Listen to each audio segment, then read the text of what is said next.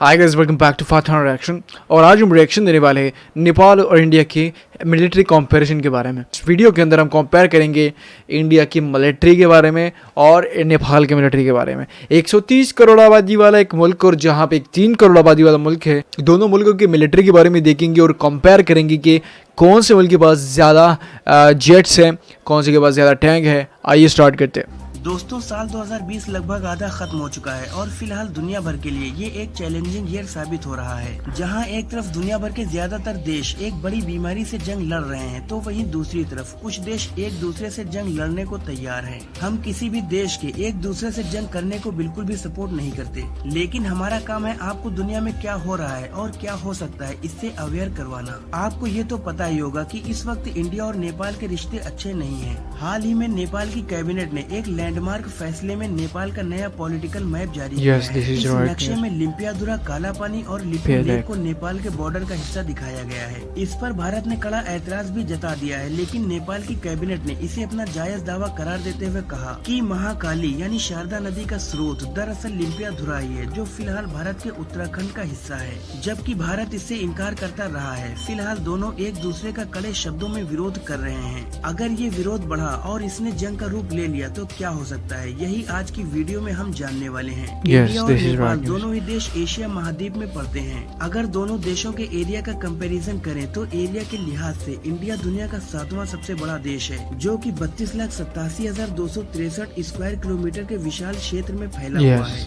जबकि नेपाल सिर्फ 1,47,181 square kilometre में बसा हुआ एक छोटा सा देश है। कोई भी देश कितना ताकतवर है, इसका अंदाजा उसकी आर्मी, उसके वेपन्स और उसके मिलिट्री बजट से लगाया जा सकता है। तो हम पहले जानते हैं दोनों देशों की आर्मी आखिर है कितनी ताकतवर। इस वक्त इंडिया के एक्टिव सैनिकों की संख्या 14,44,000 है और रिजर्व सैनिकों की संख्या 21 लाख है, जबकि नेपाल के एक्टिव सैनिकों की संख्या 95,000 है और रिजर्व सैनिकों की संख्या 0 है। इंडिया का मिलिट्री बजट है $61 बिलियन, यानी लगभग 4,64,000 करोड़ रुपए, जो कि दुनिया का चौथा हाईएस्ट मिलिट्री बजट है। तो वहीं नेपाल का मिलिट्री बजट $213 मिलियन यानी 1626 करोड़ रुपए है। टैंक स्ट्रेंथ की बात करें तो इंडिया के पास 4,292 टैंक्स हैं, जबकि नेपाल के पास टैंक स्ट्रेंथ के नाम पर एक भी टैंक नहीं है। इंडिया के पास 8,686 आर्मर्ड फाइटिंग व्हीकल्स हैं, जबकि नेपाल के पास आर्मर्ड फाइटिंग व्हीकल्स की संख्या 214 है।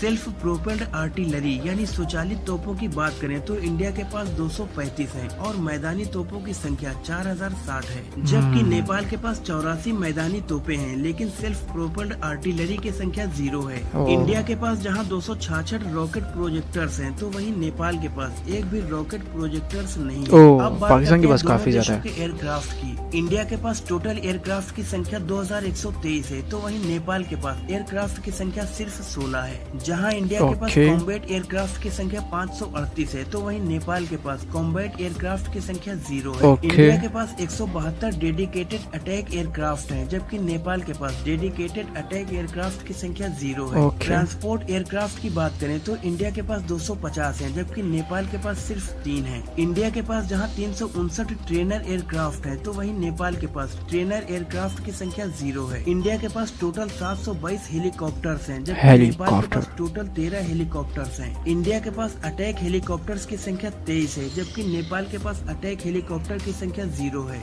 इंडिया के पास टोटल नेवल असेट्स 285 हैं, जबकि नेपाल के पास एक भी नेवल असेट्स नहीं है। जहां इंडिया के पास एक एयरक्राफ्ट कैरियर भी है, तो वहीं नेपाल के पास एक भी एयरक्राफ्ट कैरियर नहीं है। इंडिया के पास सबमरीन्स की तादाद 16 है, तो नेपाल के पास सबमरीन्स की तादाद 0 है। अगर डिस्ट्रॉयर की बात करें तो इस वक्त इंडिया के पास 10 डिस्ट्रॉयर मौजूद हैं, जबकि नेपाल के पास डिस्ट्रॉयर की संख्या 0 है। इंडिया के पास फ्रिगेट्स यानी युद्धपोत की संख्या 13 है, जबकि नेपाल के पास फ्रिगेट्स की संख्या 7 है।